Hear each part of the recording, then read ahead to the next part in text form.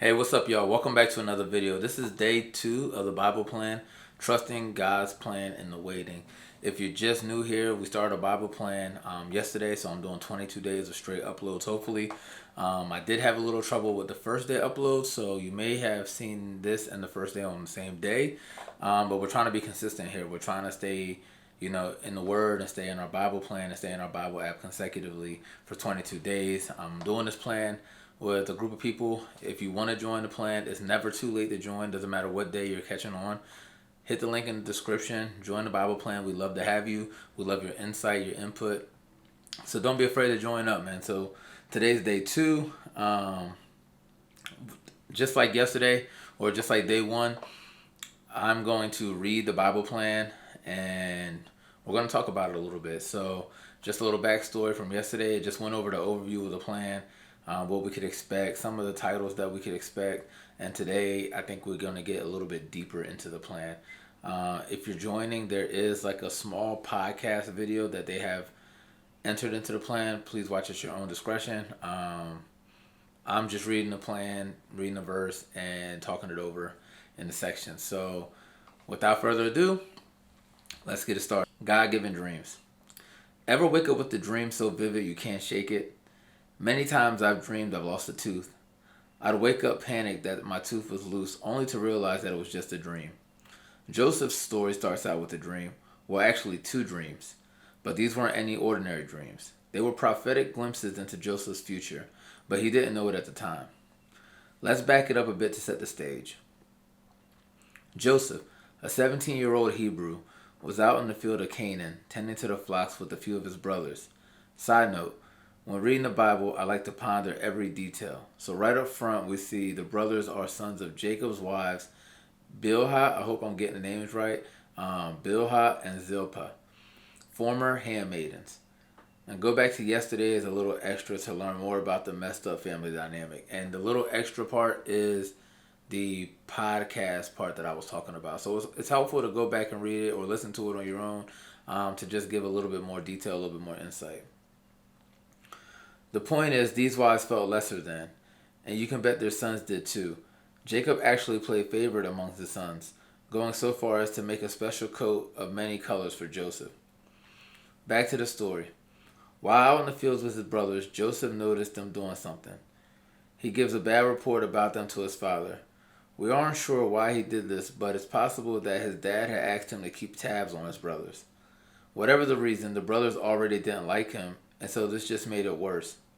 So when he had a strange dream about ruling over his brothers, he told them, "We were binding sheaves of grain out in the field when suddenly my sheaf rose and stood upright, while your sheaves gathered around mine and bowed down to it." I'm guessing that's not the best way to win hearts or popularity contests. Cue the disgust from his brothers, and they said, "Do you intend to reign over us? Will you actually rule us?" So what does Joseph do when he has a similar dream? He tells them, "I had another dream, and this time the sun and moon and 11 stars were bowing down to me." And if the brothers didn't hate him after the first dream, they certainly did after this one. All the while, Jacob tucked that dream in the back of his mind. He may have realized those weren't ordinary dreams, but as we will later read, the dreams and Joseph's mounting off were the catalyst in this story. He may have seen a vision of his brothers bowing down to him, but it would be a very long and difficult road before that was ever fulfilled. Stay tuned, the story gets better.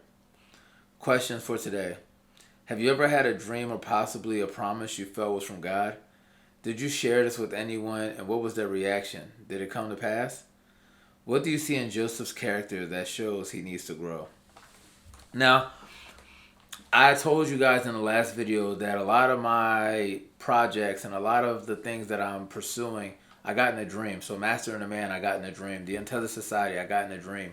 That was me putting out to God and praying on God, hey God, I want to find something that's for me. I want to find my purpose, and I want to have a purpose that honors you. I want to create a clothing line, but I want to create a clothing line that has a biblical meaning and that honors you, God. And in my dream, he gave me the name The Untethered Society. So I create pieces, I create designs that, in my way, in my artistic way, symbolized, the life that God has given me by being able to cut loose and create the way that I want to, in a way that I think honors Him. And with Mastering a Man, it's a way to connect to people who are like-minded. It's a way to connect with people who, want to be better but not really sure how to get started, because that's where I was. I was somebody who wanted to be better, but I wasn't really sure, what better looked like, or how do you even begin to be better if you're not happy with your current life. And the truth is, that all starts with God. That all starts with giving your life to God and saying, hey, God, I've tried it on my own, but no longer do I wish to do that, and I wish to honor you in everything that I do. And then that creates space for God to do the things that He wants to do in your life and create the person that He believes you to be.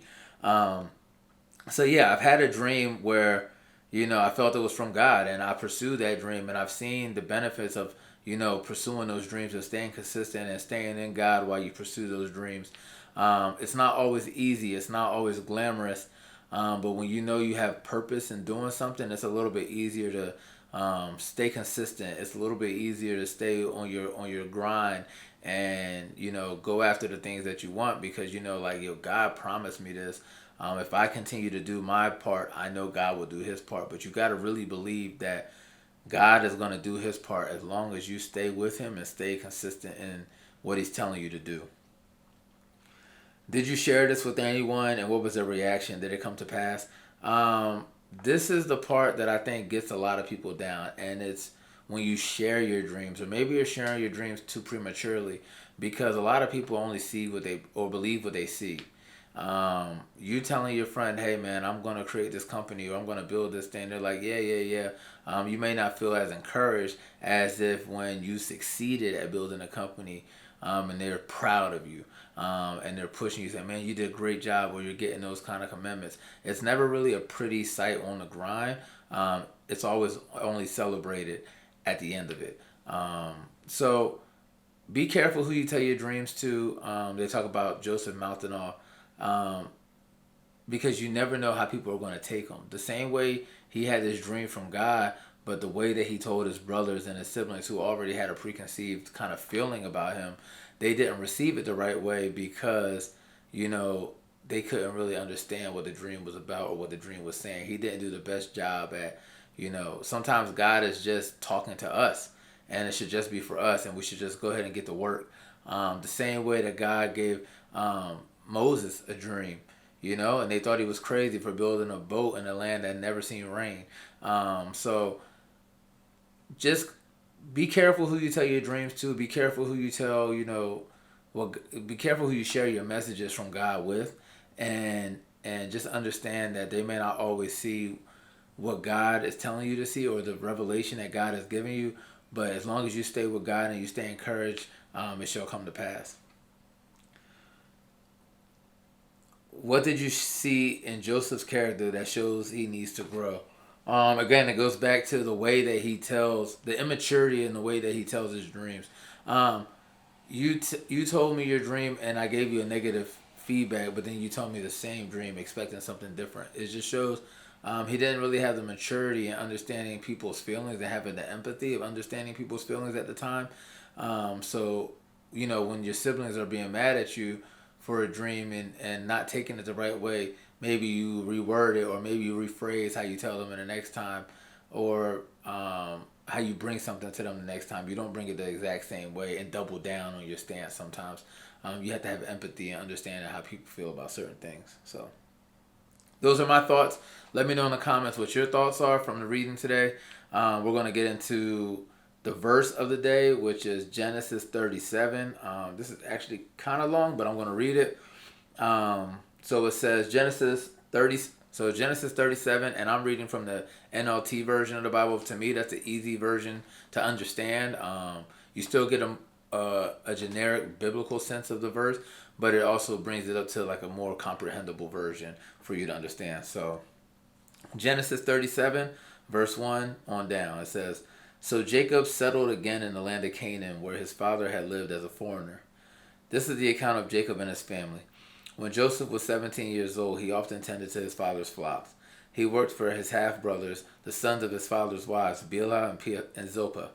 But Joseph reported to his father some of the bad things his brothers were doing.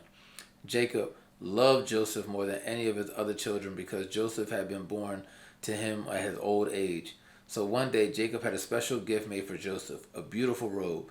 But his brothers hated Joseph because their father loved him more than the rest of them. They couldn't say a kind word to him. One night Joseph had a dream, and when he told his brothers about it, they hated him more than ever. "Listen to this dream," he said. "We were out in the field, tying up bundles of grain. Suddenly my bundles stood up, and your bundles all gathered around and bowed low before mine." His brothers responded, "So you think you'll be our king, do you? You actually think you'll reign over us?" And they hated him all the more because of his dreams and the way he talked about them. Soon Joseph had another dream, and again he told his brothers about it.